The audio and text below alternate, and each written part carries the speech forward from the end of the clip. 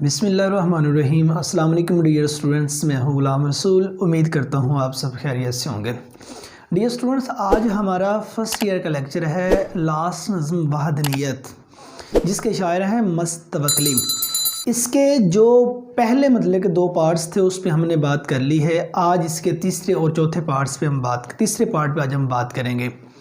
تو dear students, یہ والی جو نظم ہے مست توکلی کی لکھی ہوئی نظم ہے وحدانیت، ٹھیک ہے۔ تو اس کے دیکھیے جو شعر نمبر 5 ہے اس میں شاعر کیا کہتے ہیں کہ جب قیامت کی آئے گی ساعت دید سے اپنی بہرہ ور فرما۔ جب قیامت کی آئے گی ساعت مینز جب قیامت کی گھڑی آئے گی یا قیامت کا وقت آئے گا، دید سے اپنی بہرہ ور فرما کہ اے میرے مالک، اے میرے خدا، تو جو اپنی دید ہے، جو اپنا دیدار ہے، تو اس سے ہمیں بہرہ مند ضرور فرمانا۔ جس کے حوالے سے اقبال نے بھی کہا تھا کہ کبھی اے حقیقت منتظر نظر آ لباس مجاز میں، کہ ہزاروں سجدے تڑپ رہے ہیں میری جبین نیاز میں۔ کہ اور اس کے بعد جو مست توکلی کہہ رہے ہیں کہ وہ کہتے ہیں اے میرے خدا، جب قیامت کا دن آئے، جب قیامت کی گھڑی آئے، تو اس وقت مجھے اپنے دیدار سے شرف فرمانا، مجھے اپنا دیدار نصیب فرمانا۔ دیکھیے اے اللہ، جب قیامت کا دن آئے تو مجھے اپنی دید نصیب فرمانا۔ تو ڈیئر اسٹوڈنٹس، دیکھیے اللہ تعالیٰ نے انسان کو پیدا کیا اور اس کو بعد انسان کو دنیا میں بھیج دیا۔ دنیا میں بھیجنے کے بعد اچھائی اور برائی دونوں انسان کے سامنے رکھ دی، اور انسان کو اس چیز کی سوجھ بوجھ بھی دے دیا تاکہ ہوتا وہی ہے جو منظور خدا ہوتا ہے، ہوتا وہی ہے جو اللہ تعالیٰ کو منظور ہے، لیکن انسان کو بھی کچھ سوجھ بوجھ دے دی اور کہا جو تو دنیا میں وقت گزار کے آئے گا، جو تو دنیا میں کام کر کے آئے گا، تو اچھائی کے کام کرے گا، تو بھلائی کے کام کرے گا، تو برائی کے کام کرے گا، جس طرح کے تو مرضی کام کرے گا، لیکن جب تو دنیا سے ادھر واپس آ جائے گا، قیامت کا منظر ہوگا، تو اس وقت تجھے ان کا حساب و کتاب دینا ہوگا۔ تو ڈیئر اسٹوڈنٹس، دیکھیں اس میں قیامت کے ہولناک منظر بھی بیان کیا جا رہا ہے کہ جب قیامت کا وقت، لفظ قیامت ایک ہولناک لفظ ہے، ٹھیک ہے نا۔ جب قیامت کا دن آئے گا، یہاں تو ہم گرمی پڑے تو ہم سے کسی شجر سایہ دار میں بیٹھ جاتے ہیں، گرمی ہو تو ہم کسی روم کا سہارا لے لیتے ہیں، گرمی ہو تو ہم کسی چھتری کا سہارا لے لیتے ہوتے ہیں، کہیں نہ کہیں مطلب کہ ہم سایہ ڈھونڈ لیتے ہوتے ہیں۔ لیکن بروز قیامت، وہ قیامت کا ہولناک جون سا منظر ہے، سورج سوا نیزے پہ ہوگا، زمین تانبے کی ہوگی، بہت زیادہ شدت کی گرمی ہوگی۔ اس وقت سوائے اللہ تعالیٰ کے عرش کے انسان کو کوئی سایہ نصیب نہیں ہوگا۔ وہ والا تو منظر جو ہوگا، وہ جو وقت ہوگا، وہ نفسی کا وقت ہوگا۔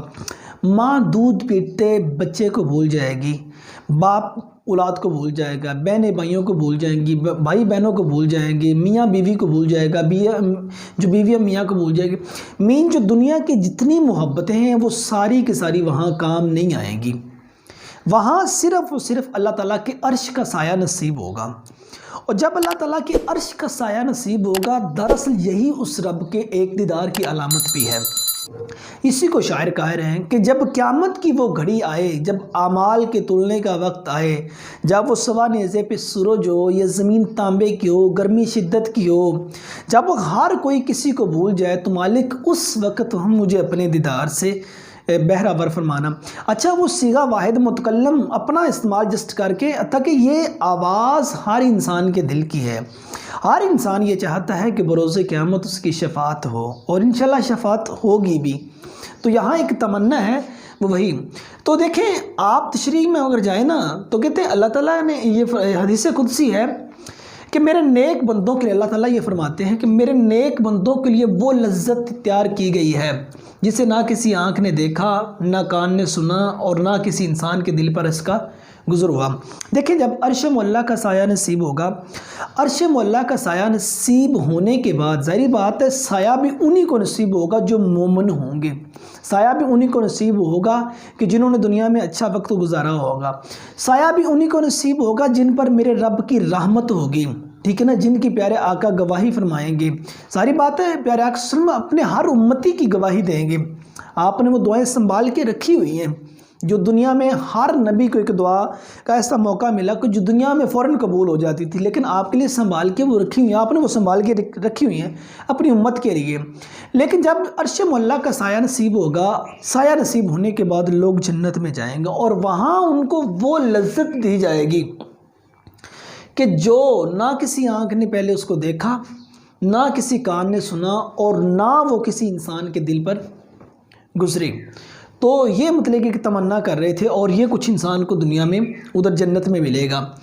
تو دیکھیے اسی حوالے کا ایک شعر ہے کہ میری افتادگی میرے حق میں اس کی رحمت تھی، کہ گرتے گرتے میں نے لیا دامن ہے تھام اس کا۔ سیکنڈ شعر دیکھیے، اسی لیے تو قیامت کی آرزو ہے مجھے کہ تیری ذات کا دیدار روبرو ہوگا۔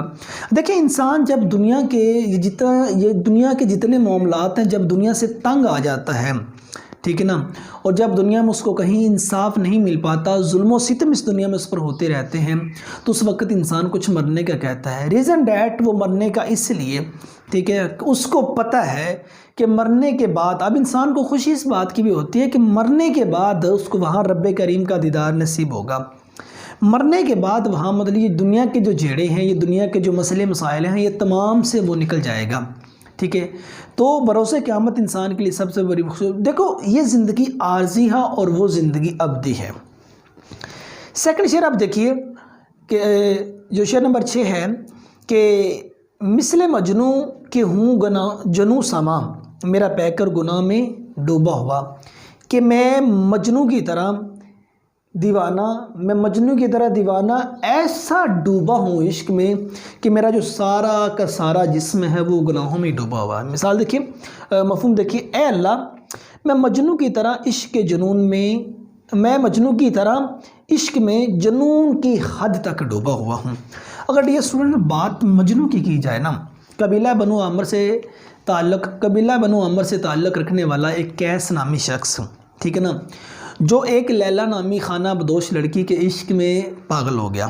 پاگل کیا مطلب کہ وہ جنون کی اس حد تک چلا گیا کہ اس کو لیلا کے علاوہ کچھ سوچتا نہیں تھا۔ یہاں جو یہ بات مثل مجنوں بات بیان کی گئی نا، یہ تلمیح ہے، اور تلمین کے پیچھے پورا واقعہ ہوتا ہے۔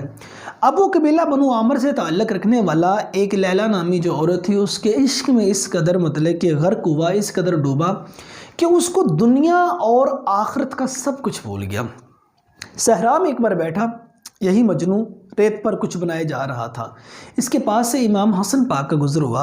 امام حسن پاک کہنے لگے، اس وقت عرب کی سرزمین پہ یہ بات چل رہی تھی کہ خلیفہ کس کو بنایا جائے، حضرت علی رضی اللہ تعالیٰ عنہ کو بنایا جائے کہ یا ایک اور نیک ہستی تھے ان کا نام لیا گیا، ٹھیک ہے نا۔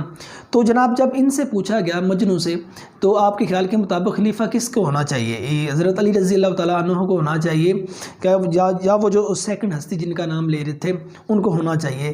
تو جناب یہ مجنوں یہ کہنے لگا، خلیفہ تو میری لیلا کو ہونا چاہیے، ٹھیک ہے نا۔ تو خلیفہ ان کو نہیں، مینز اس قدر یہ جو شخص تھا، اس قدر یہ شخص اس میں عشق میں ڈوبا ہوا تھا، ٹھیک ہے۔ تو کہتے ہیں کہ اے میرے خدا، میں بھی مجنوں کی طرح اس قدر اس دنیا میں ڈوبا ہوا ہوں، مجھے آخرت کی خبر نہیں ہے، مجھے آخرت کی فکر ہی نہیں ہے۔ اس کے اندر اب دیکھو نا، اس کے اندر جو اصل ایک بات بیان کی جا رہی ہے نا، مجنوں کا نام لے کے وہ جو اصل بات بیان کی جا رہی ہے وہ یہ ہے کہ جناب ہم دنیا میں آ کے دنیا میں اس قدر غرق ہو جاتے ہیں، دنیا میں اس قدر ڈوب جاتے ہیں، ہمیں جو آخرت ہے نا اس کا سارا بھول جاتا ہے۔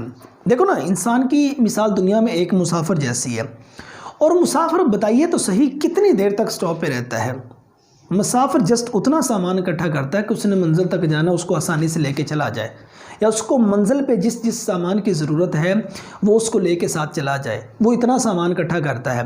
لیکن ہم دنیا میں آ کے دنیا کے ساتھ اس قدر چمٹ جاتے ہیں، دنیا میں اس قدر غرق ہو جاتے ہیں، دنیا میں اس قدر محو ہو جاتے ہیں کہ ہمیں آخرت کی تیاری کرنا ہی بھول جاتی ہے، ٹھیک ہے نا۔ تو اس وقت جب پھر انسان کے سر پہ موت کا باجا بجتا ہے، جب انسان کو پھر موت آ جاتی ہے، اس وقت انسان یہ پچھتاوا کرتا ہے کہ کاش میں دنیا میں رہ کے کچھ کر لیتا، کاش میں دنیا میں کچھ کما۔ دیکھو جتنے بڑے نام آئے تھے، جتنے بڑے لوگ بھی آئے اس وقت، جن کے نام اس وقت دنیا میں ہیں، کوئی بھی نہیں رہا۔ جو بھی دنیا میں آیا، دنیا سے آیا، وہ چلا گیا۔ دیکھیں ہستی اپنی حباب کسی ہے، یہ نمائش سراب کسی ہے، کہ جو انسانی زندگی وہ پانی کے بلبلے کی طرح ہے، اور پانی کا بلبلہ ایک تھوڑے سے وقت کے لیے پانی پر ٹھہرتا ہے، ٹھیک ہے۔ تو دیکھیں یہی وہ بات کر رہے ہیں کہ میں مجنوں کی طرح مطلب کہ جس طرح وہ ایک لیلا نامی عورت کے عشق میں گرفتار ہو کے دنیا کا ہی ہو کے رہا ہے نا، اس نے آخرت کی تیاری نہیں کی، میں بھی اسی طرح گناہوں میں ڈوبا ہوا ہوں، ٹھیک ہے نا۔ تو اے میرے مالک تو مجھ پر اپنا فضل فرما، تو فضل کرنے والا ہے۔ دیکھیں کہ جس کام کو تو دنیا میں آیا تھا نذیر اکبر آبادی کا شعر دیکھیے، خانہ خراب تجھ سے وہی کام رہ گیا۔ انسان کس مقصد کے لیے آئے؟ انسان بھلائی کے لیے آیا، انسان نیکی کے لیے آیا، انسان دوسروں کے ساتھ محبت کے لیے آیا، درد دل واسطے پیدا کیا انسان کو، ورنہ طاعت کے لیے کچھ کم نہ تھے کروبیاں۔ کہ انسان کو کس کام کے لیے بھیجا گیا ہے؟ یہی عبادت، یہی دین و ایمان کے کام آئے دنیا میں انسان کے انسان۔ تو انسان کو تو اس لیے بھیجا گیا ہے، انسان کو محبت کے لیے بھیجا گیا ہے، انسان کو وفا کا، محبت کا، اخلاق کا پیکر بنا کے بھیجا گیا ہے۔ لیکن انسان نے آ کے ایک دوسرے کا گلا پھاڑنا شروع کر دیا، انسان نے آ کے ایک دوسرے کو لوٹنا شروع کر دیا، انسان نے آ کے ایک دوسرے کا مال ہڑپ کرنا شروع کر دیا، حلال اور حرام کی تمیز انسان نے ختم کر دی، ٹھیک ہے۔ جس مقصد کے لیے وہ آیا تھا وہ مقصد بھول گیا، اور وہ مجنوں بن کے اس دنیا کے ساتھ، دنیا کو وہ لیلا سمجھ کر خود مجنوں بن کے بیٹھ گیا، اور اس دنیا کے اندر اس قدر مستغرق ہو گیا ہے کہ اس کو آخرت کا خیال ہی نہیں رہا۔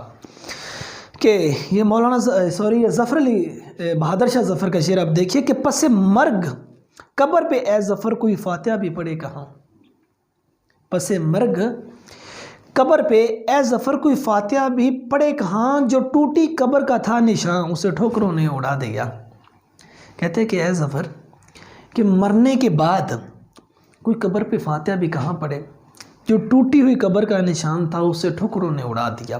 ہمیں کیا خبر ہے کہ ہم جن کے لیے دنیا میں مال اکٹھا کر رہے ہیں، ہم جن کے لیے یہاں جائیدادیں اکٹھی کر رہے ہیں، کیا پتہ ہمارے مرنے کے بعد وہ ہمارے لیے فاتحہ خوانی کرتے بھی ہیں کہ نہیں کرتے؟ کیا پتہ ہم اتنا مال اکٹھا کر کے لیے جن کے لیے جا رہے ہیں، کیا پتہ ہمارے مرنے کے بعد وہ تو اسی مال پہ جھگڑتے رہیں، وہ ہمارے لیے فاتحہ خوانی کریں یا نہ کریں، ٹھیک ہے۔ تو وائے ندانی کہ وقت مرگ یہ ثابت ہوا، کہ افسوس مرتے وقت یہ ثابت ہوا، خواب تھا کہ جو کچھ کہ دیکھا جو سنا افسانہ تھا۔ کہتا مرتے وقت یہ چیز انسان کے ذہن میں آئی، وہ خواب تھا جو میں نے دیکھا تھا، اور جو میں نے سنا تھا وہ افسانہ تھا۔ یہ انسانی زندگی ہوتی ہے ڈیئر اسٹوڈنٹس، ٹھیک ہے۔ تو ہم نے دو اشعار پہ بات کی، ایک تو قیامت کی، ٹھیک ہے نا، اس وقت شاعر یہ التجا کر رہے ہیں کہ مالک اپنا دیدار، اپنے عرش کا جو سایہ ہے وہ نصیب فرمانا۔ سیکنڈ جو بات کی کہ ہم مجنوں کی طرح دنیا میں چمٹے ہوئے ہیں، مینس دنیا کی محبت اور آخرت کی محبت کا، آخرت کی فکر کا کمپیریزن کیا گیا ہے، ٹھیک ہے نا۔ ہم مجنوں کی طرح اور اس دنیا کو لیلا سمجھ کر اس میں اس قدر مستغرق ہیں کہ ہمیں آخرت جو ہے اس کی تیاری کرنا بھول گئی ہے، ہم ان چیزوں کو بھول چکے ہیں۔ تو اس پہ یہ بات بیان کی گئی تھی۔ تو ڈیئر اسٹوڈنٹس، امید کرتا ہوں یہ جو آج کا لیکچر تھا اس کو آپ سمجھ گئے ہوں گے، یہ دو اشعار کو۔ تو نیکسٹ ویڈیو میں ملتے ہیں، اپنا ڈھیر سارا خیال رکھیے گا، فی امان اللہ۔